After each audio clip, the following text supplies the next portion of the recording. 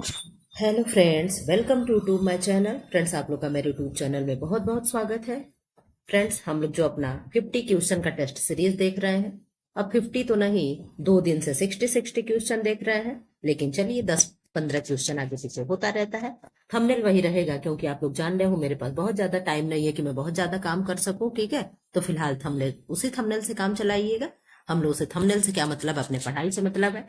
एक बार आज मैं और आप लोगों को बताना चाहूंगी कि एलटी और जीआईसी की जगह आ रही है। आप लोग अपने तैयारी को एकदम अच्छे से तैयारी कर लें। ठीक है, एकदम अपने कमर को बांध लें, सीट बेल्ट लगा लें कि नहीं मैम, इस बार हम 2025 में एक सीट लेकर ही रहेंगे। और अगर एक सीट लेना है तो आपको क्या करना है, पर डे 125 क्वेश्चन जहां कहीं से भी मिले आपको पेपर सॉल्व करना है। ठीक है, कहीं से, किताब से, यूट्यूब से, टेलीग्राम से, जहां कहीं से भी हो आपको क्वेश्चन सॉल्व करना है। और प्लस साथ साथ में थ्योरी भी पढ़ते चलना है, क्योंकि अगर हमें थ्योरी का नॉलेज नहीं रहेगा तो हम क्वेश्चन सॉल्व नहीं कर पाएंगे। ठीक है, और अपना स्वयं मूल्यांकन आप लोग जानते हैं, सेल्फ इवेल्युएशन, अपना हम खुद का मूल्यांकन करें। हमें किसी से चीट नहीं करना है कि दिखावा में कि मेरा इतना सही हुआ, इतना सही हुआ, कुछ नहीं। आप एक कॉपी पेन ले लो, जहां कहीं भी टेस्ट लगा रहे हैं 1 2 3 ऐसे लिखते रहो। ठीक है, ऐसे लिखते रहो। कितना सही हुआ, 1 सही हुआ, सही कर दो। 2 सही हुआ, सही कर दो। 3 गलत हो गया, गलत कर दो। 4 सही हुआ, सही कर दो। ऐसे करके 125 क्वेश्चन आप पहले नंबरिंग कर लीजिए। फिर आप किसी का भी, जैसे मान लो आप मेरे ही सुबह 10:40 पे आते हो ना क्लास में, 2 मिनट टाइम दे दो। ये मत सोचना कि मैम बकवास कर रही है। ठीक है, आपके फायदे के लिए मैं कर रही हूँ, क्योंकि मैं वो करके आई हूँ, तब मैं आपको बता रही हूँ। ठीक है, तो जैसे 10:40 पे आप जानते हो कि मैम का क्लास चलता ही चलता है। ठीक, उसके पहले 10 मिनट समय निकाल लो, जान लो 50 क्वेश्चन मैं लेकर के आती हूँ। चलो, कभी 60 हो गया, फिर लास्ट में एक 10 लिखने में टाइम नहीं लगेगा, तो 50 नंबरिंग इस तरीके से आप फटाफट एक पेज पे कर डालोगे। ठीक है, पेज क्या है, कोई पेपर ही ले लो, कोई सादा पेज ले लो, कुछ भी ले लो, और वहां ऐसे डैश करके और आप अपना लेकर के बैठे रहोगे। जैसे मैं आई, क्लास शुरू हुआ, आप तुरंत नंबर 1 ए सही, गलत तो गलत, सही तो सही, गलत तो गलत, आप अपने तुक्के को भी शामिल करोगे। ठीक है, आप उस क्वेश्चन को आप क्वेश्चन मार्क लगाते चलेंगे जहां पे आपको डाउट हुआ हो, कंफ्यूजन हुआ हो। ठीक है, और क्या करोगे फिर बाद में, पूरी क्लास में जाकर के पढ़ के वो सारे कंफ्यूजन आप क्लियर करेंगे। ठीक है, ऐसी तैयारी होती है। अगर आप पढ़ रहे हो, थोड़ा समय दे रहे हो, तो थोड़ा सा और समय अगर दे देंगे तो शायद हो सकता है 2025 में सच में नौकरी मिल जाए। शायद नहीं, इस बार आपको 2025 में पक्का नौकरी लेना है। चलो, बातें खत्म हो गई। आप कहोगे मैम ये क्या लेकर के आई हैं, तो ये जो टेक्स्ट सीरीज था 120 क्वेश्चन का, उसमें से हम लोग 60 कल कर लिए थे, 60 आज लेकर के आए हैं। ठीक है, इसी तरीके से क्या है, थोड़ा थोड़ा समय निकाल के आप लोगों का क्लास नहीं मैं एब्सेंट होने दूंगी। इतनी मेरी तबीयत खराब थी, आप लोग इस बात के गवाह हो, साक्ष्य हो कि मैंने एक दिन भी आप लोग का क्लास नहीं एब्सेंट किया है। ठीक है, चलो आप लोग 61 का आंसर दो। 61 क्या है, नाल छेदन के समय गर्भनाल को शिशु की नाभि से कितने इंच की दूरी पर बांधना चाहिए। अब इसका आंसर आप दीजिए। ऑप्शन ए है 1 इंच की दूरी पे, ऑप्शन बी है 2 इंच की दूरी पे, ऑप्शन सी है 3 इंच की दूरी पे, ऑप्शन डी है 4 इंच की दूरी पे। आप अपना आंसर दीजिए कि जो नाल छेदन के समय, यानी जब बच्चा पैदा होता है, तो गर्भनाल को शिशु की नाभिनाल से कितने इंच की दूरी पे बांधते हैं। तो आप कहोगे मैम, अगर ये इस तरीके का मैं बच्चा बना दी, ठीक है, एग्जाम्पल के लिए, तो यहां से ये नाभिनाल है, तो ये कितना हो गया, 4 इंच हो गया। हम 4 इंच पे काट कर छोड़ देते, इधर की चीजें हम निकाल कर फेंक दिए, यहाँ 4 इंच ऐसे छोड़ दिए। तो 2 इंच पे क्या है, 4 इंच पे कट लगाते हैं और 2 इंच पे गांठ बांध देते हैं। क्या करते हैं, 2 इंच की दूरी पे गांठ बांध देते हैं और 4 इंच पे क्या करते हैं, कट लगाते हैं। इस चीज को आपको क्लियर करके चलना है। तो कितना होगा, आप कहोगे मैम बांधते तो 2 इंच पे है, बट कट करते हैं 4 इंच पे। ठीक है, कभी मत भूलिएगा इस चीज को। इधर आ जाओ आप लोग, दांत आप लोग अपना क्लियर कर लेना। दांत और सलाइवा, ये दोनों चीज मैं बहुत अच्छे से पढ़ाती हूँ, हर प्रैक्टिस सेट में बताती हूँ। जो लोग रेगुलर लगे होंगे वो जान रहे होंगे। और दांत वगैरह से क्वेश्चन बनने ही बनने हैं, कोई बने ना बने। अस्थाई दांतों की संख्या, दूध के दांतों की संख्या, क्षीर के दांतों की संख्या, ये प्रश्न बनते ही बनते हैं। ठीक है, तो अस्थाई दांतों की संख्या कितनी होती है, ऑप्शन ए है 18 होता है, ऑप्शन बी है 20 होता है, ऑप्शन सी है 22 होता है, ऑप्शन डी है 30 होता है। आप अपना आंसर दीजिए, क्या होगा। आप कहोगे मैम अस्थायी दांतों की संख्या तो हम लोग बता लेंगे, लेकिन एक बार आप लोगों को मैं दांतों का सूत्र बताते चलूं। दंत सूत्र क्या है, 21 23 × 21 23 गुणे क्या होगा, 2 होगा। ठीक है, ये क्या है, दांतों का सूत्र है। आप कहोगे मैम दांत कितने प्रकार के होंगे, तो 4 टाइप के दांत होते हैं, यानी 4 प्रकार के होते हैं। कौन कौन से होंगे? इंसीजर होगा, एक सेकंड, क्या होगा? इंसीजर होगा, कैनाइन होगा, प्रीमोलर होगा, फिर क्या होगा? मोलर होगा। ठीक है, क्या हो गया? कृंतक हो गया, रदनक हो गया, अग्रचमणक हो गया, चमड़क हो गया। ठीक है, ऐसे आपको भी लर्न होना चाहिए। ठीक है, बच्चों में कौन सा दांत मैम अपसेंट होता है? तो बच्चों में पीएम यानी प्रीमोलर वाले दांत क्या होते हैं? अपसेंट होते हैं। तो उनका सूत्र हो जाता है 2103 बटे 2103 गुणे 2। ठीक है, ये क्या है? ये दंत सूत्र था, दंत फार्मूला था। अब आप बता दो मैम स्थायी दांतों की संख्या कितनी होती है? 32 होती है। मैम यहाँ तो अस्थायी पूछा है, तो अस्थायी दांत कितने होंगे? 20 हो जाते हैं। ठीक है, आप लोग आगे बढ़ चलो। Question number 33। हाँ, मैंने एक बार भी क्लास को सब्सक्राइब करने के लिए नहीं कहा है। क्यों? क्योंकि ये आपकी जिम्मेदारी। ठीक है, जो लोग क्लास को सब्सक्राइब ना किए हो सब्सक्राइब कर लें, जो लोग वीडियो को लाइक ना किए हो लाइक कर दें, और क्लास को क्या कर दे? ग्रुप में शेयर कर दे। कम्युनिटी बॉक्स पे जाकर के वहां भी अपना आंसर दिया करे पोल पे। पर डे एक क्वेश्चन अपलोड होता है। ठीक है, और जाकर के टेलीग्राम से भी जुड़ जाए, वहां भी मैं कभी कभार क्वेश्चन जब मेरे पास समय होता है तो मैं अपलोड कर दिया करती हूँ। ठीक है, चलो आप लोग आ जाओ वापस क्लास पे। 33 का नंबर क्वेश्चन बताओ क्या होगा आंसर? स्तनपान नहीं कराना चाहिए जबकि क्या हुआ हो? माँ कार्य में व्यस्त हो। क्या अगर मम्मा कार्य में व्यस्त हो तो बच्चे को दूध नहीं पिलाएगी? नहीं मैम, ये तो गलत चीज है। माँ जब सो रही हो, संक्रामक रोग से माँ पीड़ित हो। ऑप्शन डी, रात्रि में जब जब शिशु सो रहा हो। ठीक है, जब होगा रात्रि में, जब शिशु क्या हो? सो रहा हो। कब कब स्तनपान नहीं कराना चाहिए, यानी कब फीडिंग नहीं कराना चाहिए? तो कब नहीं फीडिंग कराना चाहिए? आप कहोगे मैम जब मदर किसी भी संक्रामक रोग से पीड़ित हो तो क्या होगा? बच्चे को स्तनपान नहीं कराना चाहिए। क्यों नहीं कराना चाहिए? ताकि बच्चे में भी वो रोग ना लग जाए। ठीक है, क्वेश्चन नंबर 64, आप अपना आंसर दीजिए। मातृ एवं शिशु सेवा के अंतर्गत माता को दी जाती है, क्या दी जाती है? ऑप्शन ए है पौष्टिक भोजन की, ऑप्शन बी है, अच्छा, माता को जानकारी दी जाती है। ठीक, क्या दी जाती है? माता को जानकारी दी जाती है। किस किस चीज के लिए?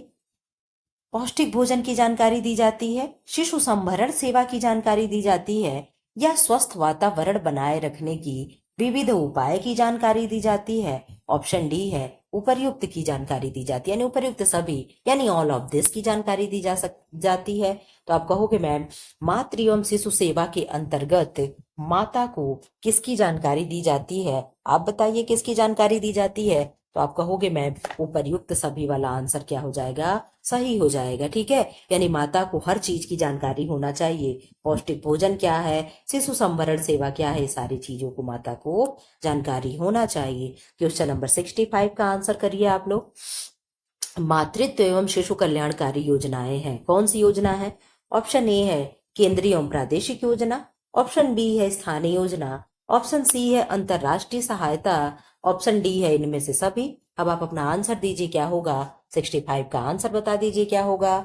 65 का आंसर होगा, आप कहोगे मैम यहाँ भी सरकारी वाला ऑप्शन होगा, यानी इनमें से सभी होगा। इनमें से सभी जहां हम लोग देखते हैं मैम हम लोग लगा ही देते हैं। आप चाहे जितना समझाते रहिए। ठीक है, ऐसा नहीं करना होता। ठीक है, कहीं कहीं ही इनमें से सभी वाला सही होता है। ठीक, इधर आ जाओ। क्वेश्चन नंबर 66, यूनिसेफ की स्थापना कब हुई थी? आपको यूनिसेफ हो गया, WHO हो गया, निन हो गया, फाओ हो गया, ये सारे संस्थाएं जो हैं हम लोगों के सब्जेक्ट से रिलेटेड है, इनको हमें लर्न करना ही पड़ेगा। कब स्थापना हुआ, इनका उद्देश्य क्या है, किसके लिए वर्क करते हैं, ये सारी चीज की जानकारी हमें करना चाहिए।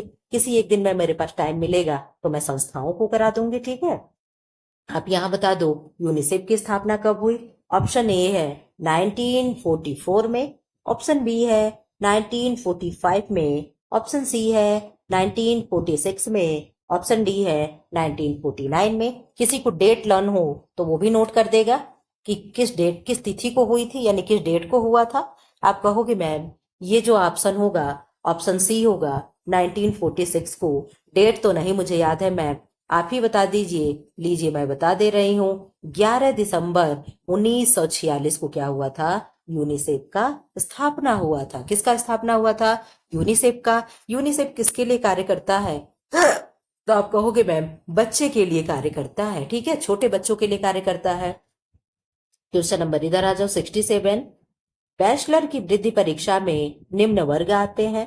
ऑप्शन ए है किशोर वर्ग आएंगे, ऑप्शन बी है वयस्क वर्ग आएंगे, ऑप्शन सी है दोनों आएंगे, ऑप्शन डी है कोई नहीं आएगा। अब अपना आंसर दीजिए क्या होगा। आप कहोगे मैम बैचलर की वृद्धि परीक्षा के लिए में निम्न वर्ग आते हैं, कौन आएंगे, कौन से वर्ग के लोग आएंगे, आप अपना आंसर दीजिए। आप कहोगे मैम इसमें किशोर वर्ग और वयस्क वर्ग दोनों आ जाएंगे, ठीक है, कौन आएगा, दोनों आ जाएंगे। 68 का आंसर दीजिए। 68 का क्या आंसर होगा, एक सेकंड आप लोग अपना क्वेश्चन पढ़िए। आप क्वेश्चन पढ़ करके अपना आंसर दीजिए। 68 का क्या आंसर होगा। सामाजिक व्यवहार के अंतर्गत क्या है, सामाजिक व्यवहार के अंतर्गत बालक सबसे पहले किस व्यवहार, बालक सबसे पहले किस व्यवहार यानी प्रतिमान का अनुकरण करना सीखता है, किसका करेगा।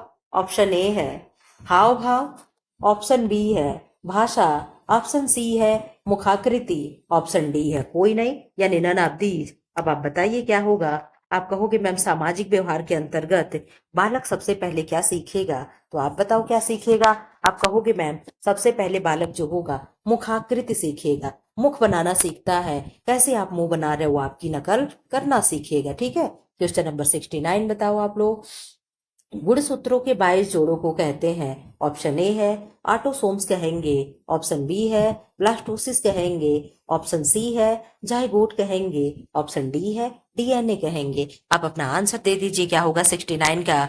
69 का आंसर क्या होगा, आप अपना आंसर दीजिए। तो आप कहोगे मैम जो गुणसूत्र के 22 जोड़े दिया है, तो क्या मैम 22 जोड़ा ही होता है, हम लोग तो 23 जोड़ा पढ़े हैं। हाँ हम लोग क्या है 23 पेयर्स में पढ़ते हैं। और संख्या में कितना होता है, तो आप कहोगे मैम 23 गुणे 2 बराबर 46 हो जाता है। संख्या में 46 होगा और जोड़ी में 23 होगा। लेकिन मैम क्यों 22 जोड़ी ही पूछ रहा है। एक जोड़ी क्या होता है, सेक्स क्रोमोसोम होता है, क्या होता है, सेक्स क्रोमोसोम होता है। और यहाँ पे पूछ रहा है कि 22 जोड़ों को क्या कहते हैं, तो आप कहोगे मैम 22 जोड़ों को ऑटोसोम्स कहते हैं। क्या कहते हैं, ऑटोसोम्स कहते हैं। और जो सिंगल एक जोड़ी बचता है, जो एक्स एक्स होता है या एक्स वाई होता है, ये क्या होता है, सेक्स क्रोमोसोम होता है, ठीक है। एक्स एक्स होगा तो क्या होगा, आप कहोगे मैम बेबी जो होगी गर्ल्स होगी, क्या होगी, बेबी गर्ल्स होगी। और एक्स वाई होगा तो मैम क्या होगा, बेबी जो होगा बॉयज होगा, क्या होगा, बेबी बॉयज होगा। ये चीजें आपको मालूम होगा। क्वेश्चन नंबर 70 आ जाओ। यौनावस्था को विभाजित किया गया है। ऑप्शन ए है 2 अवस्थाओं में, ऑप्शन बी है 3 अवस्थाओं में, ऑप्शन सी है 4 अवस्थाओं में, ऑप्शन डी है 5 अवस्थाओं में। आप बता दो यौनावस्था को कितने श्रेणी में बांटा गया है, आप अपना आंसर दीजिए, कितने श्रेणी में बांटा गया है। आप कहोगे मैम एक सेकेंड, बार बार मेरे हाथ से मोबाइल टच हो जा रहा है, ठीक है, आप अपना आंसर दीजिए। 70 का क्या आंसर होगा, आप कहोगे मैम 70 का आंसर होगा, अब तक तो आप लोग का क्लास ही बंद हो गया होता।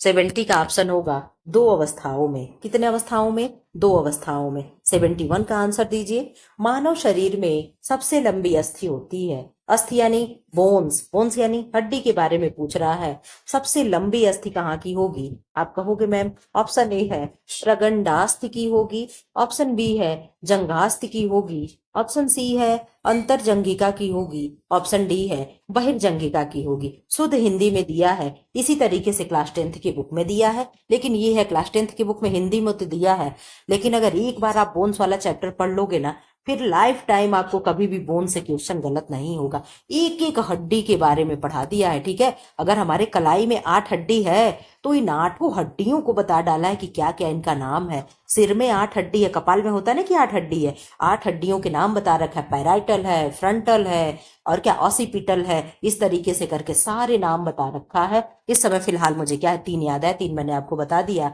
और ऐसे ही सारे जैसे हाथ में हो गया, क्या क्या होता है, हाथ की हड्डी आप लोग बताइए, उंगली को फेलेंजेज कहते हैं, क्या कहेंगे, इस तरीके से जो हमारी उंगली होती है इसको हम क्या कहते हैं, आप कहोगे मैम इसको फेलेंजेज कहेंगे। ये जो 5 होता है इसको क्या कहते हैं, इसको मेटाटार्सल्स कहते हैं, क्या कहते हैं, मेटाटार्सल्स कहते हैं, कार्पल्स, मेटाकार्पल्स। हाँ ठीक, क्या कहेंगे इसको? मेटाकार्पल्स कहते हैं। जो कलाई की हड्डी होती है मैम, कार्पल्स होता है। यहाँ का एक रेडियस होता है, एक अल्ना होता है। अंदर की तरफ जो होगा अल्ना होगा, बाहर की तरफ जो होगा रेडियस होगा। यहाँ की जो हड्डी होती है मैम, इसको क्या कहते हैं? तो इसको हम क्या कहेंगे, बताएंगे? इसको हम ह्यूमरस कहते हैं। क्या कहते हैं? इसको हम ह्यूमरस कहते हैं। ऐसे ही पैर में हड्डी होती है। पैर की जो उंगली होगी, फैलेंजेज होगा, ये जो पांचों हड्डी होती है, ये क्या होता है? मेटाटार्सल्स होगा। क्या होगा? मेटाटार्सल्स होगा। यहाँ जो टखने की हड्डी होती है, जो इस तरीके से पैर उठता है, जो यहाँ टखना होता है एड़ी के ऊपर वाला, यहाँ क्या होगा? तो आप कहोगे मैम टार्सल्स होगा। क्या होगा? टार्सल्स होगा। इस तरीके का जो हमारा पैर सीधा ऐसे पंजे में बन के जो ऊपर ऐसे जा रहा है, यहाँ भी दो हड्डी होती है। आप कहोगे मैम एक क्या होता है और दूसरा क्या होता है? यहाँ रेडियस और अल्ना है। यहाँ क्या है? टिबिया और फिबुला है। क्या है? एक टिबिया है, दूसरा फिबुला है। घुटने की हड्डी जो होती है क्या है? पटेला होती है, जिसे हिंदी में जानू कहते हैं। और ऊपर एक हड्डी होती है जांग में, उसको हम फीमर कहते हैं। वही यहाँ पे प्रश्न है कि मैम सबसे लंबी हड्डी होती है तो क्या होती है? जंघास्थि यानी फीमर की होती है। ठीक है, आप लोगों को मैं हड्डी बहुत अच्छे से पढ़ा दूंगी, बट आई थिंक मुझे नहीं लगता है कि आप लोग थ्योरी पढ़ने में इंटरेस्टेड रहते हैं। ठीक है, क्लास 10th की बुक से मैं पढ़ा दूं तो आप लोग को कभी भूले ही ना। ठीक है, मुझे भी नहीं याद था, आप लोगों को शायद यकीन ना हो। जब मैं एग्जाम दी थी ना, तो मुझे भी ये चीजें लर्न नहीं थी, लेकिन क्लास में पढ़ाते पढ़ाते ये चीजें लर्न हो चुका है। कि जब मैं भी एग्जाम दी थी तो मुझे नहीं लर्न था, लेकिन पढ़ाते पढ़ाते बच्चों को क्या हो गया, चीजें लर्न हो गई। आप भी जब टीचर बन जाएंगे ना, तो इस चीज को आप भी एहसास करोगे कि जो चीजें एग्जाम के समय नहीं लर्न था, और आज जबान पे लर्न होता है। ठीक है, जो क्वेश्चन मैं 2021 में गलत की थी, आज वो क्वेश्चन ये लगता है कि ये तो कुछ था नहीं, ये मुझसे गलत हो गया, ऐसा होता है। देखिएगा आप लोगों के साथ भी ऐसा होगा। क्वेश्चन नंबर 72 है। क्या है? ऐसे तंतु जिनमें पानी के प्रति सादृश्यता न हो, उन्हें कहते हैं। ये आप लोग के टेस्ट सीरीज में 2 या 3 बार क्वेश्चन आ चुका है। आप लोग आंसर दीजिए। पानी के प्रति सादृश्यता ना हो, सादृश्यता यानी पानी के प्रति लगाव ना हो, प्रेम ना हो, उन्हें क्या कहेंगे? आप कहोगे मैम 2 शब्द होता है, एक हाइड्रोफिलिक होता है और दूसरा हाइड्रोफोबिक होता है। इन्हीं दोनों में से कोई ना कोई आंसर होगा। तो हम तो कह रहे हैं हाँ बिल्कुल होगा, लेकिन आप बता दो क्या आंसर होगा। आप 50-50 लाइन ले चुके हैं। ठीक है, क्या होता है 50-50 है ना? हाँ ठीक, आप अपना आंसर दीजिए। तो आप कहोगे मैम ना हो तो हाइड्रोफोबिक होगा, अगर सादृश्यता ना हो तो हाइड्रोफोबिक होगा। आप बता चुकी है मैम। हाइड्रो मतलब क्या होता है? हाइड्रो मतलब जल होता है। अब फोबिक मतलब डर लगना होता है। तो जिसे जल से डर लगे क्या है? हाइड्रोफोबिक है। ठीक है, और हाइड्रोफिलिक क्या होगा? अगर यहाँ से नौ हटा दिया जाए मैम, तो हाइड्रोफिलिक हो जाएगा। ठीक है, यानी जो तंतु पानी के प्रति सदृश्यता दिखाते हो, उन्हें क्या कहेंगे? हाइड्रोफिलिक कहेंगे। और जो ना दिखाते हो, उन्हें क्या कहेंगे? हाइड्रोफोबिक कहेंगे। अब आप लोग से क्वेश्चन गलत नहीं होना चाहिए। मेरे क्लास की विशेषता ये है कि क्वेश्चन को मैं रिपीट कराती रहती हूँ, ताकि आप लोगों को चीजें एकदम जितना मेरे साथ टेस्ट सीरीज में जुड़ के किए हो, वो प्रश्न आए एग्जाम में तो आपसे गलत ना हो। ठीक है, क्वेश्चन नंबर 73 का आंसर दीजिए। 73 क्या है? कौन सा पोषक तत्व गर्भस्थ शिशु में संग्रहित होता है? यानी जब गर्भस्थ शिशु होता है, बच्चा प्रेगनेंसी के दौरान जब होता है, तो उसमें कौन सा विटामिन स्टोर होता है? Option A vitamin C, option B vitamin D, option C vitamin A, option D none of these, यानी उपरोक्त में से कोई नहीं। आप अपना आंसर दीजिए। आप कहोगे मैम 73 का आंसर क्या होगा? बच्चा क्या लेकर के आता है, इसका आंसर आप दीजिए। आप कहोगे मैम 73 का बच्चा जो है, इनमें से कुछ भी लेकर के नहीं आता। ठीक है, यहाँ पे आंसर नहीं है। ऐसे क्या होता है? बच्चा आयरन की पोटली लेकर के आता है। आप लोग सुने होंगे, बच्चा क्या है? आयरन लेकर के आता है। एक सेकेंड, एक सेकेंड, क्या लेकर के आएगा इसमें? इसमें से आंसर है आप लोगों का क्या होगा? विटामिन डी हो, विटामिन सी होगा, यानी ऑप्शन क्या है? विटामिन ए, यानी ऑप्शन सी हो जाएगा। बच्चा क्या लेकर के आएगा? विटामिन ए लेकर के आएगा। ठीक है, ऑप्शन सी के चक्कर में कोई सी ना समझ लेना मेरे जैसे। ठीक है, क्या होगा? विटामिन ए की पोटली लेकर के आता है। ठीक है, और आयरन भी लेकर के आता है कि नहीं आता? आप लोग बताइएगा कमेंट बॉक्स में। इधर आ जाओ आप लोग। बालवाड़ी कार्यक्रम की शुरुआत कब हुई थी या किस वर्ष हुई थी? ऑप्शन ए है 1968 से 70, 19, ऑप्शन बी है 1970 टू 71, ऑप्शन सी है 1976 टू 78, ऑप्शन डी है 1978 टू 80। आप लोग बता दीजिए क्या होगा, कब इसकी शुरुआत हुई थी। क्वेश्चन नंबर 74 का क्या होगा, क्वेश्चन नंबर 74 का होगा, आप बता दे क्या होगा। आपको कहोगे मैम क्वेश्चन नंबर 74 का बी होगा, 1970 से 71 यानी 1970 से 1971 में बाल बाड़ी कार्यक्रम योजना की शुरुआत हुई थी। यूनिसेफ कार्य करती है, यूनिसेफ क्या है, एक संस्था है, इसका फुल फॉर्म क्या होगा, United Nations international children emergency fund.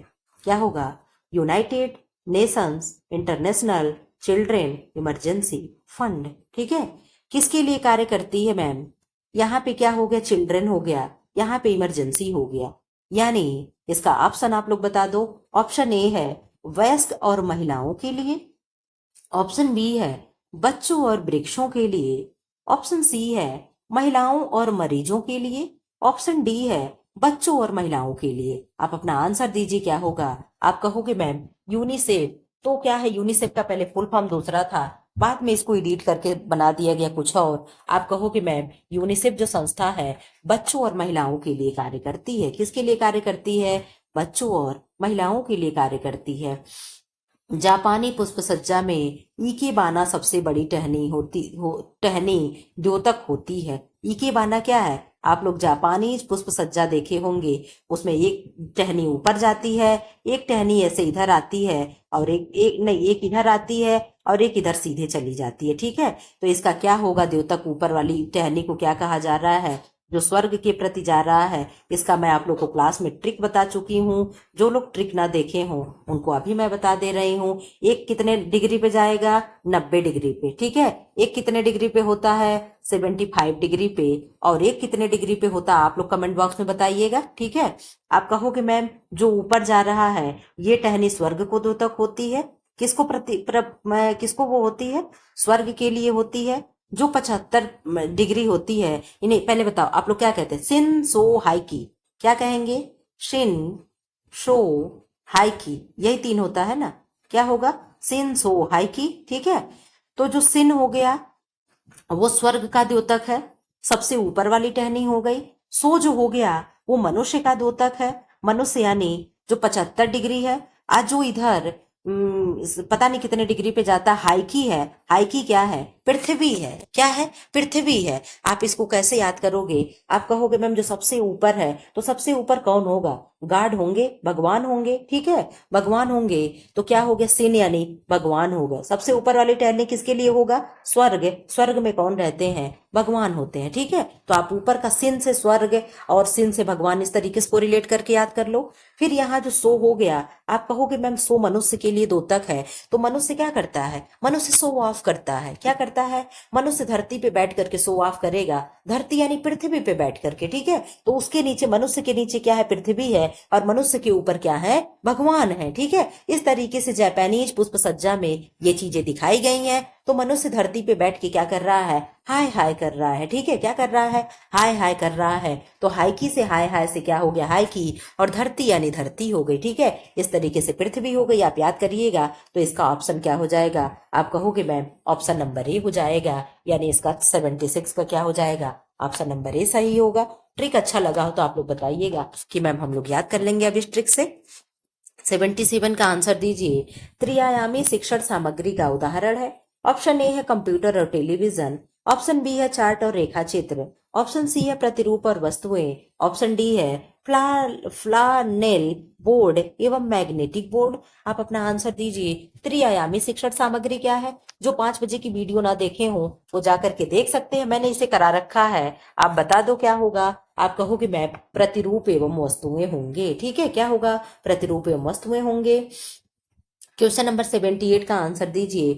वसा में घुलनशील विटामिन कौन कौन से हैं। अब यहाँ पे आप लोगों को मैं एक बार विटामिन रिवाइज कराऊंगी, क्योंकि बहुत समय हो गया मैंने विटामिन के लिए कोई रिवाइज नहीं कराया है। आप लोग इधर बहुत से बच्चे जुड़े हैं, उनको इस चीज के बारे में पता होना चाहिए कि मैम के पास एक बहुत अच्छी ट्रिक है। पहले आप लोग अपना answer they low, option A है vitamin A, D, E and के। ऑप्शन बी है बी कॉम्प्लेक्स या सी और सी। ऑप्शन सी है B1 और B2। ऑप्शन डी है नन ऑफ दीज। आप कहोगे मैम वसा में जो घुलनशील विटामिन है, यानी ऑप्शन ए हो जाएगा vitamin A, D, E and के। ठीक है, आपका ऑप्शन ए हो गया। अब आप शांति से ब्लूटूथ लगाए बैठे रहो, मैं यहाँ पे विटामिन आप लोग को याद करने का ट्रिक बता रही हूँ। ठीक है, विटामिन घुलनशीलता के आधार पे कितने प्रकार की होती हैं? 2 टाइप की होती हैं। कितने टाइप की होती हैं? 2 टाइप की, यानी 2 प्रकार की होती हैं। एक वाटर सेलुबल विटामिन होता है, WATER वाटर, और दूसरा क्या होता है? फैट सेलुबल विटामिन होता है। यानी एक जल में घुलनशील विटामिन होता है, एक वसा में घुलनशील होता है। जल में कौन कौन होते हैं? बी एंड सी होता है। और वसा में कौन कौन होते हैं? विटामिन ए हो गया, डी हो गया, ई हो गया एंड के हो गया। ये क्या है? ये फैट सेलुबल विटामिन है, और ये दोनों क्या है? वाटर सेलुबल विटामिन है। अब इनका ट्रिक पहले याद करने का ट्रिक ले लो, फिर मैं केमिकल नेम बताऊंगी, फिर मैं आगे बढ़ूंगी। ठीक है, जब मैं घर से वीडियो अपलोड कर रिकॉर्ड करती हूँ तो मैं विस्तार से पढ़ाती हूँ। जब मुझे स्कूल में टाइम मिलता है मैं वीडियो शूट करती हूँ, तो वहां आप लोग देखते हो मैं हड़बड़ तड़बड़ में जल्दी जल्दी से शूट करती हूँ। ठीक है, तो आप लोग धैर्य बना के बैठे रहो, बिल्कुल लग्गा मारी नहीं करना, थोड़ा गंभीरता से पढ़ाई करनी है। ठीक है, ABCD तो ठीक हम लोग आंसर सही कर रहे हैं, बट याद तो होना चाहिए। ठीक है, अब इधर आओ। आप कहोगे मैम ट्रिक आप दे दीजिए जल्दी से। आप लोगों को मैंने भेजा समोसा लाने के लिए। क्या भेजा? मैंने भेजा कि आप लोग जाओ समोसा लेकर के आओ। पैसा लेकर आप गई समोसा लेने, समोसे वाले के पास आप गई और वहां पे समोसा आप लेकर के अपना ले चुकी थी और लेकर के आने लगी थी। ठीक है, फिर आपने क्या देखा? मैम तेल में क्या हो गया? कीड़ा गिर गया। क्या गिर गया? KEDA। ठीक है, आपने देखा मैम कढ़ाई में कीड़ा गिर गया। आप आई मुझसे बताई कि मैम मैं गई थी, हम लोग समोसा लेकर के आ रहे थे, हम लोग अपना ले लिए थे, फिर हम लोगों ने देखा कढ़ाई में क्या हो गया? मैम कीड़ा गिर गया, और कीड़ा गिरते ही घुल गया। आपने कहा मैम वसा में क्या तेल वसा ही तो है? कि मैम वसा में कीड़ा गिर गया और कीड़ा गिरते ही मर गया, घुल गया। हमने कहा ठीक है, चलिए आप लोग समोसा ले लिए थे, कोई बात नहीं, मर जाने दीजिए। ठीक है, तो अब आप याद कर लो वसा में घुलनशील क्या होगा? कीड़ा होगा, यानी विटामिन ए हो गया, डी हो गया, ई हो गया, के हो गया। जब उल्टा पढ़ने लगोगे तो यहाँ पे कीड़ा होगा, और कीड़ा किस में घुलेगा? आप कहोगे मैम वसा में, यानी फैट में। एक याद होगा आपको। अब दूसरे पे आप आ जाओ। लेकिन आपके साथ में बच्चा गया था, आप अकेले नहीं गए थे, आपके साथ में एक छोटा बच्चा गया था, वो भी जिद कर रहा था मैं जाऊंगा। मैंने कहा ठीक है, उसे भी ले जाओ। आप लोग उसे लेकर गए, बट वो साथ में नहीं आया। मैंने पूछा आप लोगों के साथ बच्चा गया था, वो बच्चा कहाँ गया? तो आप कहे मैम बच्चा पानी में खेल रहा है। कहाँ खेल रहा है? आप कहोगे मैम बच्चा पानी में खेल रहा है। हमने कहा अच्छा बच्चा पानी में खेल रहा है, चलिए ठीक है खेलने दीजिए। ठीक है, कहाँ गया बच्चा? बच्चा पानी में खेल रहा है। तो बच्चा अगर आप लिखोगे, हम लोग का व्हाट्सएप वाला भाषा क्या है? बच्चा कैसे लिखोगे? BACHA। बच्चा हुआ ना, तो C और B इसमें आया कि नहीं आया? तो B और C से क्या होगा? बच्चा होगा। और बच्चा कहाँ गया? बच्चा पानी में गया। तो B एंड C अब कभी नहीं भूलोगे कि वाटर में सोलुबल विटामिन कौन कौन से होते हैं? B एंड C होता है। और फैट सोलुबल विटामिन कौन कौन से होते हैं? विटामिन A हो गया, D हो गया, E हो गया एंड K हो गया। ठीक है, तो फैट सोलुबल विटामिन कौन से हैं? 4 होते हैं। और वाटर सोलुबल विटामिन कौन से होते हैं? 2 होते हैं। ठीक है, आई थिंक अब आप लोग कभी नहीं भूलोगे। अब हम लोग इनका केमिकल नेम लर्न करेंगे। विटामिन ए का केमिकल नेम क्या है? रेटिनॉल है। डी का क्या है? कैल्सीफेरॉल है। ई का क्या है? टोकोफेरॉल है। के का क्या है? फिलोक्विनोन है। ठीक, ये आप लोग रट लिए। सी का क्या है? एस्कॉर्बिक एसिड है। क्या है? एस्कॉर्बिक एसिड है। अब इधर आ जाओ, बी फैमिली में बी कॉम्प्लेक्स इसका नाम क्यों है? क्योंकि इसके बहुत बच्चे हैं। ठीक है, बी ग्रुप के फैमिली बहुत हैं। B1 हो गया, B2 हो गया, B3 हो गया, B5 हो गया, B6 हो गया, B7 हो गया। ठीक है, क्या हो गया? B7 हो गया, B12 हो गया। अब इनका रासायनिक नाम सुनते चलो। B1 थायमिन हो गया, B2 राइबोफ्लेविन हो गया, B3 नियासिन हो गया, B5 पेंटाथेनिक अम्ल हो गया यानी पेंटाथेनिक एसिड हो गया, B6 पैराडॉक्सिन हो गया, B7 बायोटीन हो गया, B9 तो छोड़ दिए हम। ठीक है, B9 क्या होगा? फोलिक एसिड होगा। B12 क्या होगा? साइनोकोबालामीन होगा। अब आप विटामिन से क्वेश्चन गलत करके दिखाना मुझे, कभी नहीं गलत होगा। और इस तरीके का मैंने ट्रिक बनाया है। ये जो विटामिन याद करने का इनका केमिकल नेम भी मैंने ट्रिक बना रखा है। कहाँ है? इसी चैनल पे है, जो शॉर्ट्स वीडियो करके मैंने होम साइंस का 2-3 मिनट का वीडियो अपलोड हो रहा था, उसी प्लेलिस्ट में मैंने लगा रखा है। आप खोजोगे ट्रिक डाल करके कि विटामिन का नाम ट्रिक से, तो वो तुरंत आएगा और एक बार आप पढ़ोगे आपको लर्न हो जाएगा। ठीक है, इधर आ जाओ आप लोग। 79, बहुत हम लोग बातें कर लिए, बातें क्या विस्तार से पढ़ रहे थे। ठीक है, 79 का ऑप्शन आंसर करें आप लोग। अपगार स्कोर नापता है, क्या नापता है? ऑप्शन ए जन्म भार को नापता है, ऑप्शन बी त्वचा का पीलापन नापता है, ऑप्शन सी श्वास दर नापता है, ऑप्शन डी गति नापता है। अपगार ये क्या है? अपगार, इसका फुल फॉर्म कोई बताएगा? अपीयरेंस, पल्सेस, जर्मिनेशन, और ये क्या होता है? ए से, ए फॉर और क्या होता है?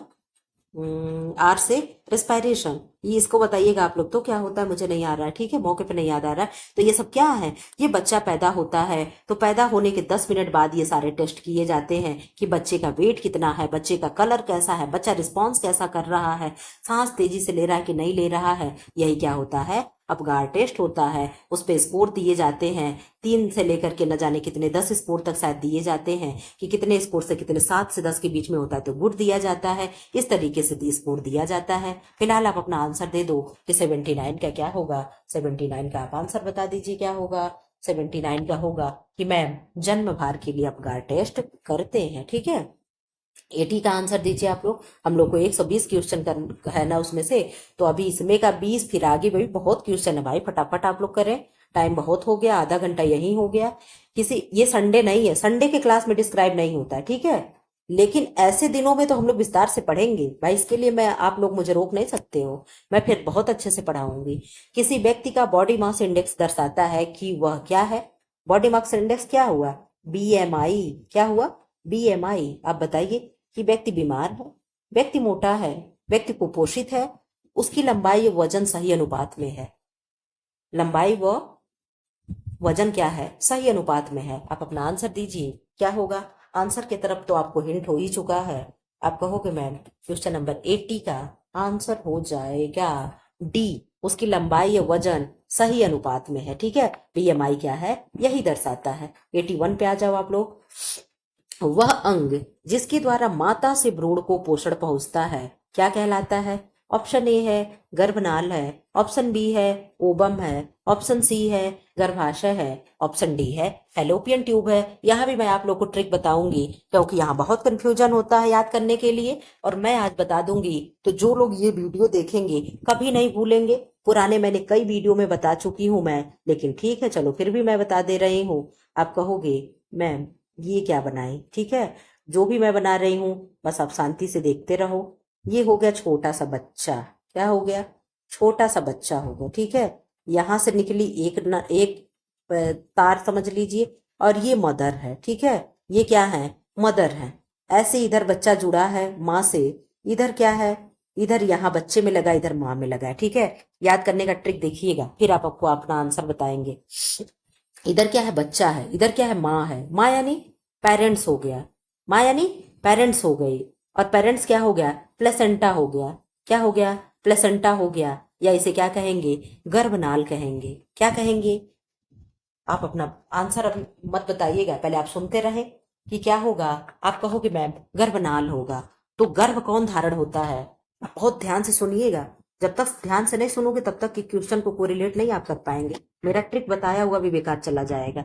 गर्भ कौन धारण होता है? माँ ना कि बच्चा। क्या होता है? औरत प्रेग्नेंट होती है ना। आप कहोगे जी मैम, गंभीरता से सुनते चलिएगा। कौन प्रेग्नेंट होगा? माँ होगी। तो गर्भनाल किससे जुड़ा होगा? आप कहोगे माँ से होगा। मां से निकलेगा गर्भ और कहाँ जाएगा? बच्चे में जुड़ा रहेगा। ठीक है, तो जब आगे माता दिया हो, जब भी आप प्रश्न पढ़ोगे बड़े ध्यान से, एक नहीं 2 बार प्रश्न पढ़ोगे, 2 नहीं 3 बार प्रश्न पढ़ोगे। ठीक है, और जब आपको पहले माता मिल जाए तो आप बिना सोचे समझे आंख बंद करके गर्भनाल और इंग्लिश में देख लेना प्लेसेंटा जहां दिया हो वो आपका आंसर सही होगा। कब? जब माँ आगे दिया हो, यानी माता शब्द आगे लगा हो और भ्रूण पीछे लगा हो। ठीक है, तब क्या होगा? गर्भनाल होगा, यानी प्लेसेंटा होगा। और जब क्वेश्चन में पहले भ्रूण दिया हो और बाद में माँ दिया हो, ठीक है, क्या होगा? पहले भ्रूण दिया हो और बाद में माँ दिया हो, तब आप क्या कहोगे? आप नाभिनाल कहोगे। क्या कहोगे? नाभिनाल कहोगे। इस तरीके से बच्चा मैंने बनाया तो उसकी नाभि से ही तो जुड़ा होता है, लंबा सा जो जो ये धागा होता है किससे जुड़ा होता है, माँ के प्लेसेंटा से बच्चा नाभिनाल द्वारा जुड़ा होता है ना। तो गर्भनाल, गर्भ कौन धारण करेगा, माँ करेगी। तो गर्भनाल यानी प्लेसेंटा कौन होगा, किसके तरफ से आएगा, मदर के तरफ से। और जो नाभिनाल होगा, नाभि यानी जो नाभि होती है उसी में से नाल निकला होता है और उसी से बच्चा क्या होता है, मदर से कनेक्ट होता है। अब आप कभी भी ये क्वेश्चन गलत नहीं करोगे। तो जब पहले भ्रूण हो तो आप नाभि खोजोगे कि बच्चा मदर से नाभि से जुड़ा होता है, और अगर पहले गर्भ नाल दिया हो, अब माता दिया हो, तो पहले माता के साथ आप जाएंगे। अब आई थिंक क्वेश्चन आप कभी गलत नहीं करोगे, ठीक है। अगर ट्रिक अच्छा लगा हो तो कमेंट बॉक्स में थम करो, मैं समझ जाऊं कि हाँ आपको अच्छा लगा है। क्लास को शेयर कर दे, पढ़ने में इतने बिजी हो जाते हो आप लोग कि लाइक और लाइक बराबर नहीं करते हो, क्लास को शेयर नहीं करते हो, सब शिकायतें हैं मुझे आप लोगों से। चलो इसका आंसर अब आपको समझ में आ गया होगा कि मैम अगर मदर पहले है तो हम गर्भनाल लगाएंगे, ठीक है। आप ऐसे सही क्वेश्चन करेंगे, मेरे साथ आप जुड़े रहोगे ना, कसम से बता रही हूँ आप सच में 2025 में नौकरी पा कर रहोगे। मैं ऐसा ऐसा ट्रिक बताती हूँ कि आप कभी भी क्वेश्चन गलत ही नहीं कर, जो कंफ्यूजन वाला रहता है मैं वही ट्रिक देती हूँ। इधर आ जाओ 82 पे। गृह विज्ञान शब्द का वास्तविक अर्थ है, ऑप्शन ए है घर का विज्ञान यानी घरेलू विज्ञान, ऑप्शन बी है गृह कला। खत्म हो गया क्या इसमें, हाँ ठीक, गृह कला। ओहो मैंने क्वेश्चन तो रीड ही नहीं किया, चलो खैर कोई बात नहीं, आप सब लोग अपने हो, ठीक है।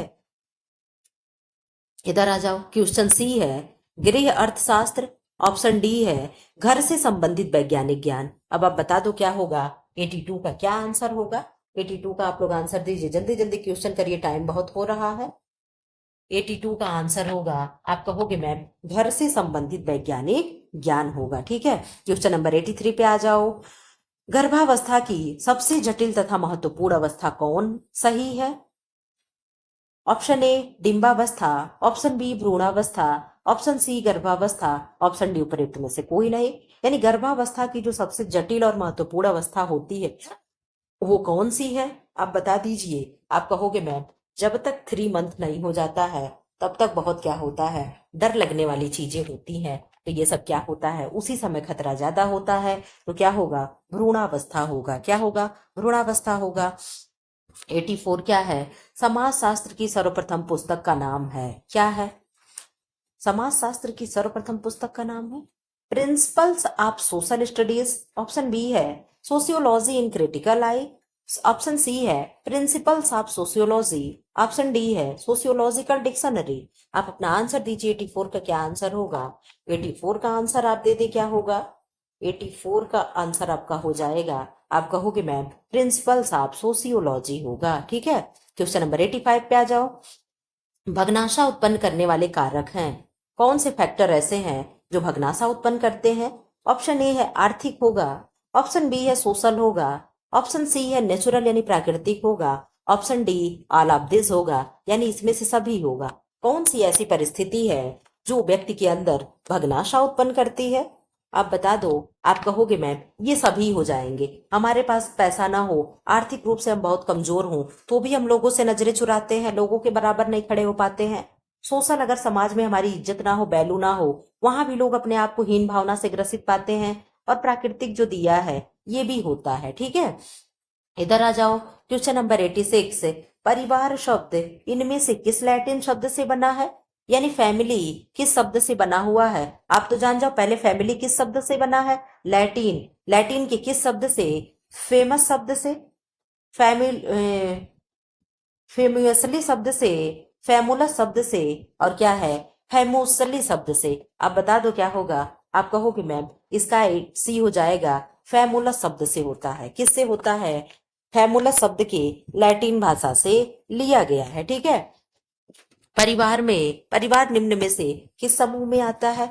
ऑप्शन ए है प्राथमिक समूह, ऑप्शन बी है द्वितीयक समूह, ऑप्शन सी है तृतीय समूह, ऑप्शन डी है नन ऑफ दीज यानी उपयुक्त में से कोई नहीं। आप अपना आंसर दीजिए 87 का। 87 का 1 हो जाएगा ए, यानी क्या होगा, प्राथमिक समूह होता है। फैमिली किस में आती है, फैमिली प्राथमिक ग्रुप में आती है यानी प्राइमरी ग्रुप में आती है, ठीक है। Question number 88। अखिल भारतीय गृह विज्ञान संघ की स्थापना की गई, कब की गई। ऑप्शन ए 1932 में, ऑप्शन बी 1952 में, ऑप्शन सी 1952, यहाँ डबल डबल हो गया, ऑप्शन डी 1936 में। आप अपना आंसर दीजिए, क्या होगा 88 का।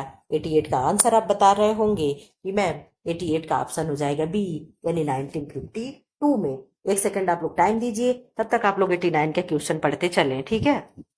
आप लोग अपना क्वेश्चन लगाते चलें, हमको बस एक सेकंड का टाइम दे दे। आप लोग बताते चलें क्या होगा। आप कहोगे मैम 89 का हो जाएगा, क्या होगा आप लोग बताइए। विवाह विच्छेद का सर्वाधिक प्रतिकूल प्रभाव किस पे पड़ता है? तो ये क्वेश्चन तो बहुत ही इजी है। ऑप्शन ए है पति पे, ऑप्शन बी है पत्नी पे, ऑप्शन सी है बच्चे पे, ऑप्शन डी है इनमें से सभी पे। किस पे ज्यादा असर होगा? तो आप कहोगे मैम जो शादी विवाह विच्छेद होता है, तो इसमें डाइवोर्स होता है, तो सबसे ज्यादा इफेक्ट किस पे पड़ता है? बच्चे पे, क्योंकि उसके माँ बाप दोनों अलग हो जाते हैं। बच्चे को माँ बाप दोनों का प्यार बराबर चाहिए होता है, ठीक है। क्वेश्चन नंबर 90, गृह व्यवस्था एक प्रक्रिया है। अभी हम लोग के पास 30 क्वेश्चन है, आप लोग फटाफट करें। और टाइम देख लो कितना हो गया, 40 मिनट हो गया। 20 मिनट में क्या हम लोग कर लेंगे 30 क्वेश्चन? चलिए देखते हैं, अगर डिस्क्राइब ना करे तो कर लेंगे। गृह व्यवस्था वह प्रक्रिया है, ऑप्शन ए है सामाजिक है, ऑप्शन बी है संवेगात्मक है, ऑप्शन सी है मानसिक है, ऑप्शन डी है शारीरिक है। आप अपना कमेंट बॉक्स में कमेंट करिए क्या होगा। 90 का आंसर दीजिए आप लोग, क्या होगा? आप कहोगे मैम 90 का होगा मानसिक है। गृह विज्ञान क्या है? एक मानसिक प्रक्रिया है। क्या है? गृह व्यवस्था क्या है? एक मानसिक प्रक्रिया। Home management is mental process, ठीक है। क्वेश्चन नंबर 91 आ जाओ। बालकों के शारीरिक विकास में सबसे महत्वपूर्ण कारक है, क्या है सबसे महत्वपूर्ण कारक? ऑप्शन ए व्यायाम है, ऑप्शन बी स्वच्छता है, ऑप्शन सी पोषण है, ऑप्शन डी निद्रा है। आप बता दो क्या होगा। आप कहोगे मैम बालकों के शारीरिक विकास में सबसे महत्वपूर्ण फैक्टर जो होता है वो क्या होगा? पोषण होगा। क्या होगा? 91 का आंसर क्या होगा? पोषण होगा। पोषण विज्ञान के जनक कौन है? लेवाइजर है। कौन है? लेवाइजर है। क्वेश्चन नंबर 92 आ जाओ आप लोग। संवेग जीव के शरीर की कैसी अवस्था है? ऑप्शन ए है संवेगात्मक है, ऑप्शन बी है उत्तेजित है, ऑप्शन सी है उद्वेलित है, ऑप्शन डी है उपेक्षित है। आप अपना आंसर दीजिए। आप अपना आंसर दीजिए 92 का क्या होगा। आप कहोगे मैम 92 का आंसर हो जाएगा बी, यानी उत्तेजित होगा। क्या होगा? उत्तेजित होगा। अभी आप लोग को टाइम दिखा होगा, एक बार आप लोग को मैं टाइम दिखा दूं। ये देख लो 4:03 हो रहा है। मैं स्कूल से आई हूँ, मैं सोई नहीं हूँ, थोड़ा बहुत काम था करके फिर मैं आप लोग का वीडियो शूट करने बैठ गई हूँ। आप लोगों को मेरी मेहनत को सोच करके आप लोग को पढ़ना चाहिए कि अगर मेरे लिए कोई इतना कर रहा है तो हम लोग को केवल पढ़ना ही तो है। तो आप क्या करें, इसका फायदा उठाएं, ऐसा अवसर दोबारा नहीं मिलेगा। और आप उसका फायदा उठा करके आप अपने पढ़ाई को क्या करें, धार दें, ठीक है। चाकपट को कहते हैं, चाकपट यानी ब्लैक बोर्ड, श्यामपट, ठीक है। क्या कहेंगे? ऑप्शन ए श्यामपट कहेंगे, ऑप्शन बी बोर्ड कहेंगे, ऑप्शन सी श्वेतपट कहेंगे, ऑप्शन डी मॉडल कहेंगे। आप कहोगे मैम ऐसे भी क्वेश्चन आते हैं? जी हाँ, ऐसे भी क्वेश्चन आते हैं। 93 का आंसर दीजिए। आप कहोगे मैम चाकपट को हम श्यामपट कहते हैं। आजकल क्या है, डिजिटल ब्लैक बोर्ड है, व्हाइट बोर्ड है, लेकिन हम लोग जो नेचुरल जो चीजें हैं उसके लिए प्रश्न बना है, तो वहां पे क्या होगा, ब्लैक बोर्ड होगा। क्वेश्चन नंबर 94 पे आ जाओ।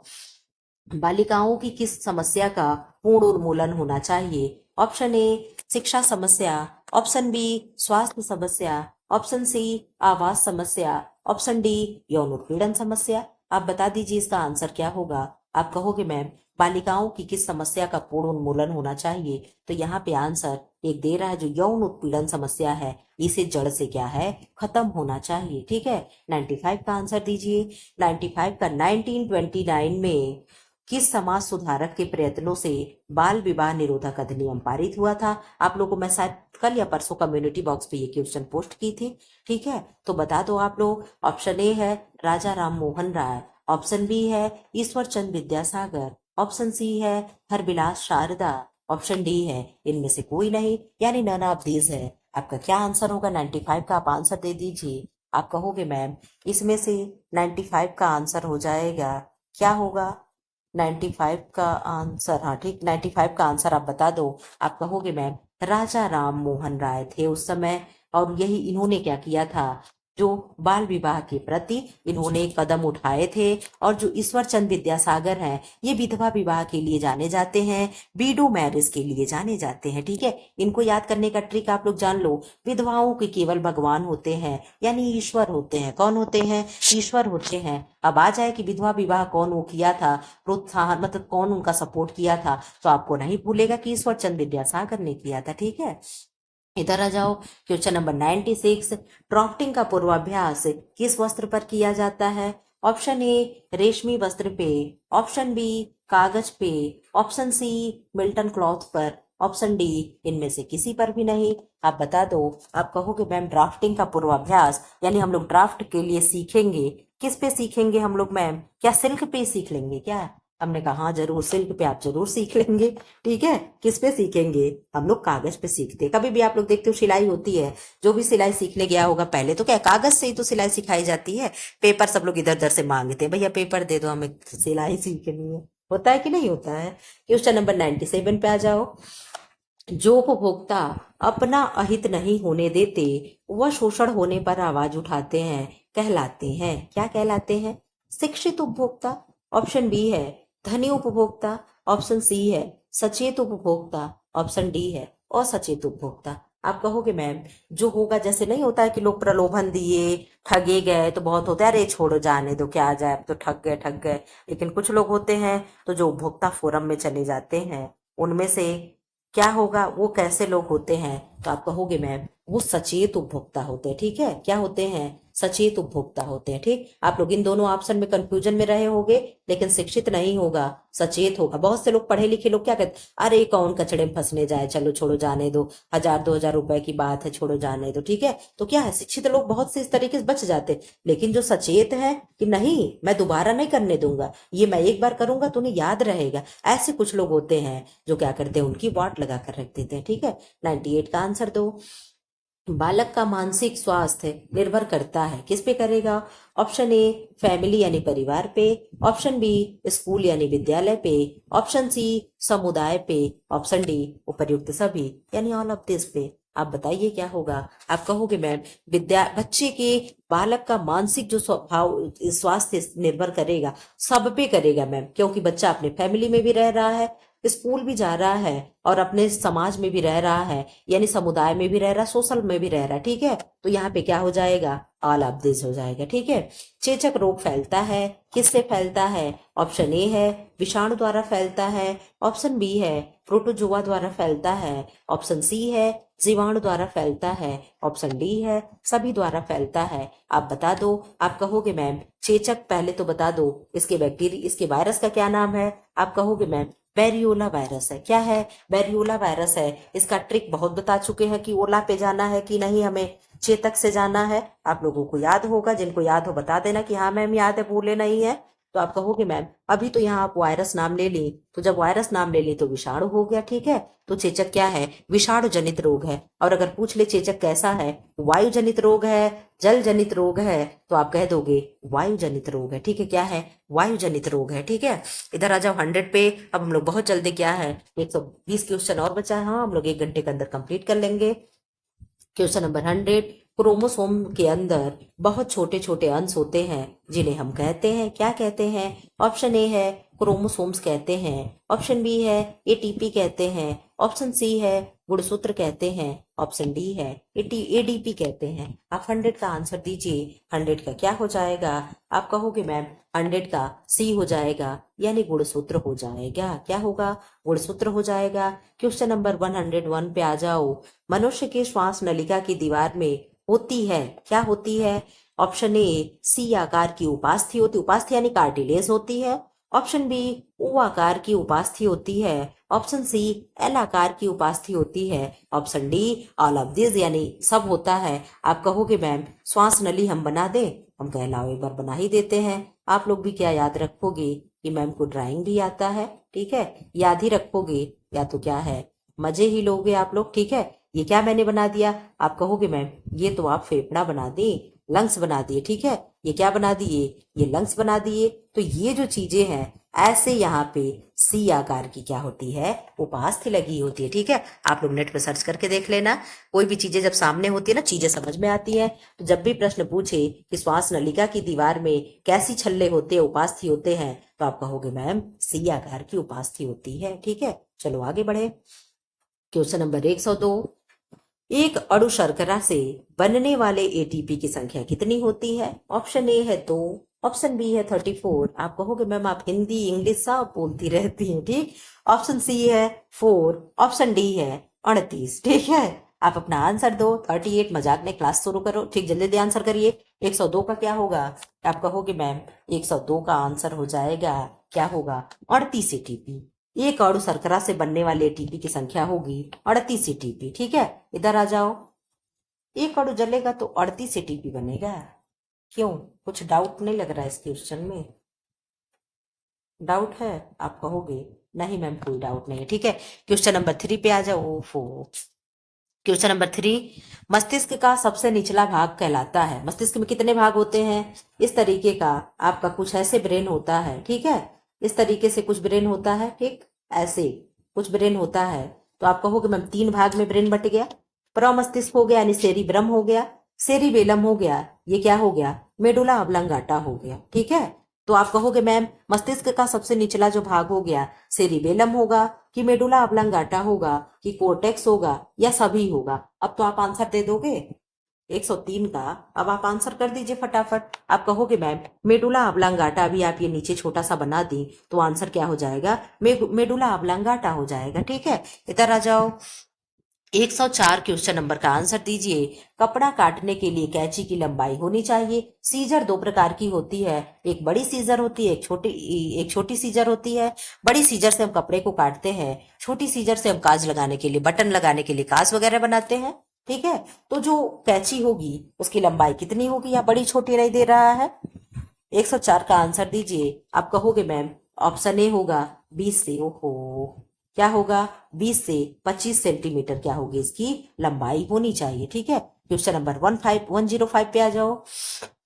शरीर के आंतरिक क्रियाओं को नियंत्रित करने वाले पदार्थ हैं। ऑप्शन ए फैट है, ऑप्शन बी विटामिन है, ऑप्शन सी फास्फोरस है, ऑप्शन डी प्रोटीन है। आंतरिक क्रिया को कंट्रोल क्या करेगा? अब आप अपना आंसर दीजिए। 105 का आंसर क्या होगा? आप कहोगे मैम 105 का आंतरिक क्रियाओं को रेगुलेट करता है विटामिन। क्या करता है? विटामिन करता है। इधर आ जाओ आप लोग।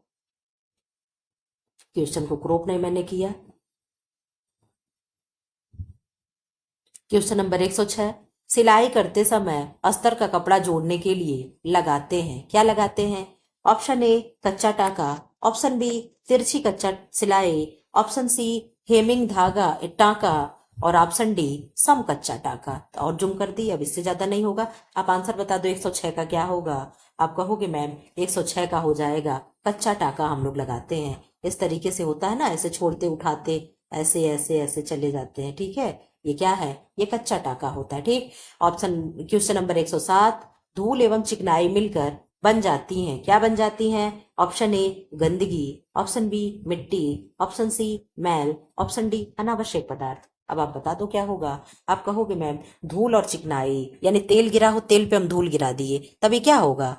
आप कहोगे मैम ये मैल हो जाएगी। क्या होगी? मैल हो जाएगी। ठीक है, क्वेश्चन नंबर 108। कपड़ा काटने का उचित स्थान क्या है? ऑप्शन ए हाथ में लेकर, ऑप्शन बी मेज या पटरे पर फैलाकर, ऑप्शन सी गोद में लेकर, ऑप्शन डी कोई भी नहीं। आप आंसर दीजिए। आप कहोगे मैम मेज या पटरे पर फैलाकर। ठीक है, जो क्वेश्चन इजी उसे हम तुरंत स्किप मारेंगे।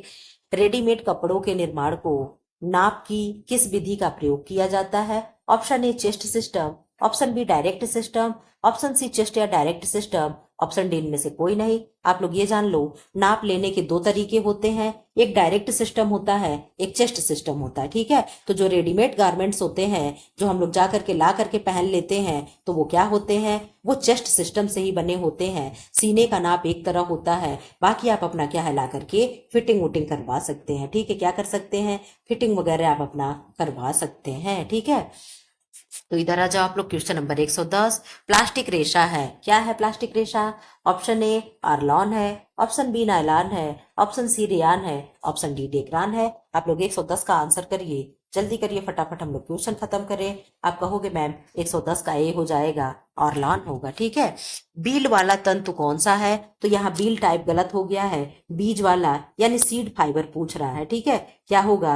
SEED। सीड फाइबर क्या होगा? तो आप कहोगे मैम लीलेन हो गया। ऑप्शन ए क्या है? लीलेन है। ऑप्शन बी कॉटन है, ऑप्शन सी जूट है, ऑप्शन डी हेम्प है। तो आप क्या कहोगे? बीज वाला जो तंतु होगा क्या होगा? आप कहोगे मैम कपास यानी काटन होगा। एक और होता है कापोक होगा, क्या होगा? कापोक होगा। लीलेन कैसा है? बास्ट फाइबर है यानी तने वाला फाइबर है। जूट कैसा है? ये भी बास्ट फाइबर है। हेम्प कैसा है?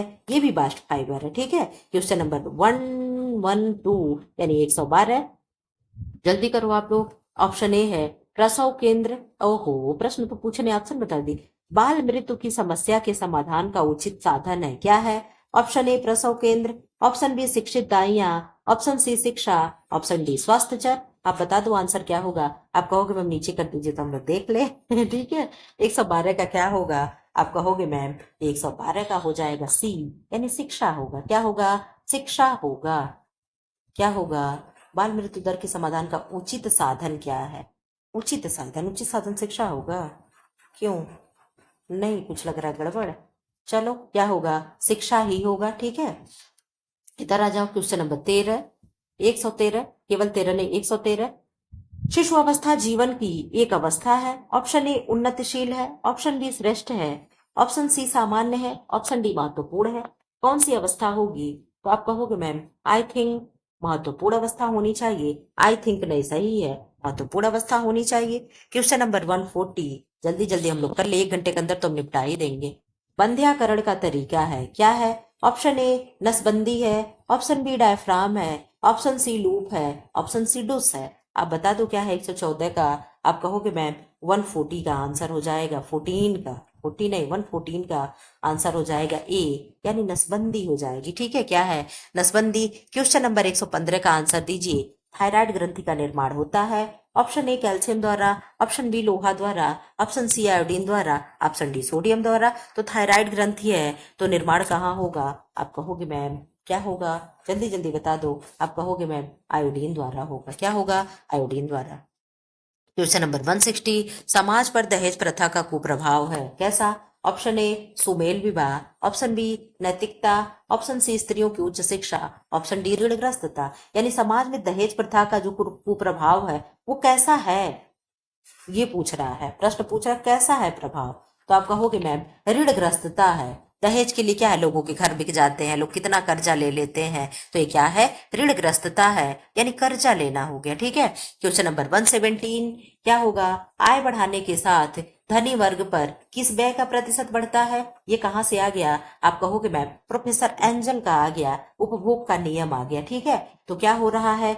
आय बढ़ने के साथ साथ धनी वर्ग किस पर व्यय का प्रतिशत बढ़ जाता है? तो आप कहोगे मैम शिक्षा, स्वास्थ्य, मनोरंजन, इन तीनों पे क्या होता है? बढ़ जाता है। और घट किस पे जाता है? भोजन पे घट जाता है। बराबर किस पे रहता है? ईंधन पे। और क्या होता है आप लोग बताइएगा? इन आवास पे, इन सारे चीजों पे क्या होता है? बराबर होता है, ठीक है। तो यहाँ पे आंसर क्या हो जाएगा? 117 का आंसर हो जाएगा डी यानी ऑल ऑफ दिस होगा, ठीक है। परसोना शब्द का क्या तात्पर्य है? ऑप्शन ए रंग रूप, ऑप्शन बी व्यवहार, ऑप्शन सी वेशभूषा, ऑप्शन डी शारीरिक गठन। पेज थोड़ा सा उल्टा है, इसके लिए मुझे आप लोग क्षमा कर दीजिएगा, सॉरी, ठीक है। क्वेश्चन नंबर 118 का आंसर दीजिए। आप कहोगे मैम वेशभूषा, ठीक है। मेरे पास इतना समय नहीं था कि मैं क्वेश्चन को क्रॉप कर दूं, ठीक है। मैं आई फटाफट फोटो खींची, आप लोग को पढ़ाने लगी। क्वेश्चन नंबर 119 असल में मैं भूल गई, समझे, मुझे याद ही नहीं, नहीं तो 2 मिनट लगता मैं एडिट कर चुकी होती, ठीक। इसके लिए एक बात प्लीज मुझे माफ कर देना।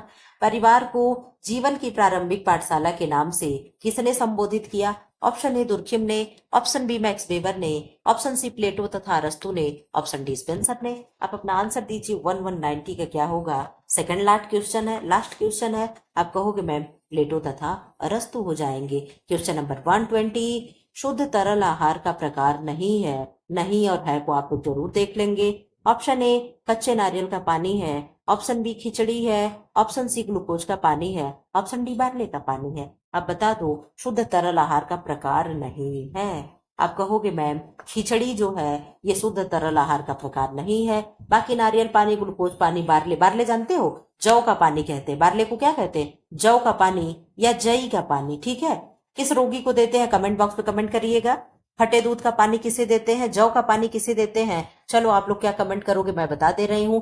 किडनी रोगी को क्या देते हैं, जौ का पानी देते हैं। अब चलो इसका आंसर हो गया। फिलहाल आप लोग यहाँ पे अपना आंसर की देख लो, 120 क्वेश्चन का, कल वाला और आज का दोनों का। ठीक है, फिलहाल ऐसी वीडियो पाने के लिए चैनल पे बने रहे। जो लोग चैनल को सब्सक्राइब ना किए हो सब्सक्राइब कर ले, वीडियो को लाइक कर दे और क्लास को शेयर कर दे। कैसा वीडियो लगा, कितना क्वेश्चन सही हुआ, कमेंट बॉक्स में जरूर कमेंट करके जाया करें। इससे मेरा मनोबल बढ़ता है, मुझे आप लोगों के लिए कुछ करने की और इच्छा शक्ति जगती है। ठीक है, फिलहाल ऐसे वीडियो पाने के लिए चैनल पे बने रहें। Thanks for watching.